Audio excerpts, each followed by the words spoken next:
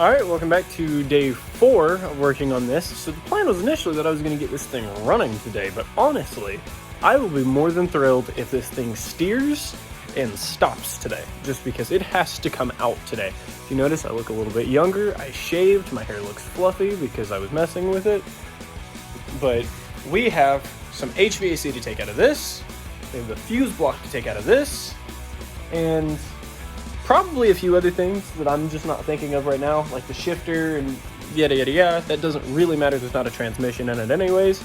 And then we are going to put all of that in this. We're going to start doing that because, like I said, this has to come out today, and I'd really like this week to involve me custom cutting the roof panels, making the carpet fit, and all stuff like that. And I do also think that I should really get the door on today, because we don't want our little holes getting worse.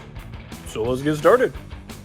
And if you're new to this, then stop watching this video, go back to watching the first video, so that way you're all caught up on what that thing used to look like, because it did not look that cool when it pulled in here Thursday.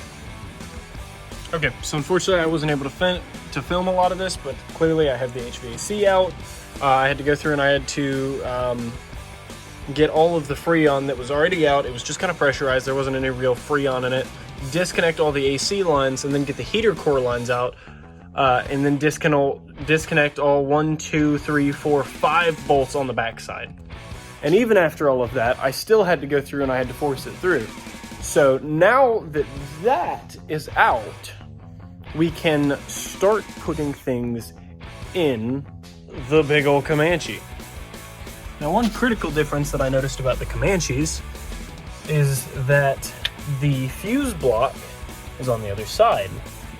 So I have to figure out how I'm going to put the fuse block on this side. And I believe that I have a solution that I'll show you guys here in just a second.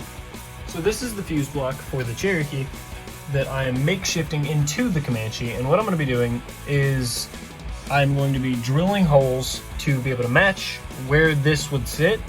And then I'm going to be using some self-tappers just to mount it in. Now, will that hold forever? I don't know. It should, but I don't know. It is becoming very apparent to me how difficult it is to film the important stuff that I'm doing without a cameraman, because I can't just hold the phone while I'm trying to guide this in. But here, hold on, I'll show you what I was doing. So I actually just got all of the HVAC in, and now we're gonna go try it, and we are going to try to guide. Oh, I don't know if I'm gonna be able to do that.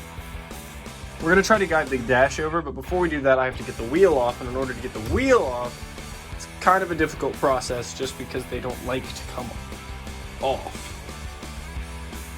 So, not my most interesting video. I know a lot of this is probably gonna get cut, but still, I said that I was gonna be doing it, and I'm making a lot of progress. This is just very difficult to film because this stuff is actually really heavy.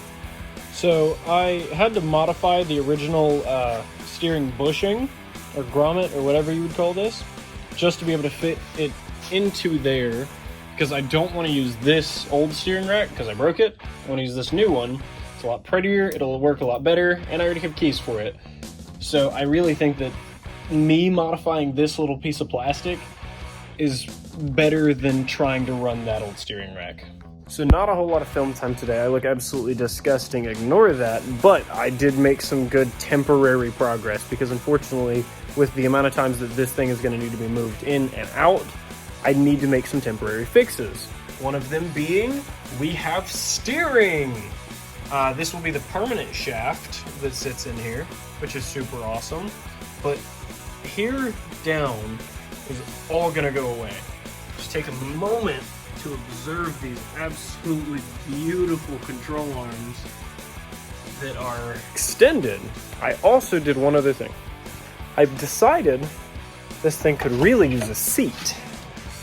So I put a seat inside of it for a temporary seat. This is just gonna kind of be to like move it around. And clearly the steering rack isn't done yet. It still does that because there's that middle joint. But I think that if I just go through and I build a bracket from here to, where is it? Right here.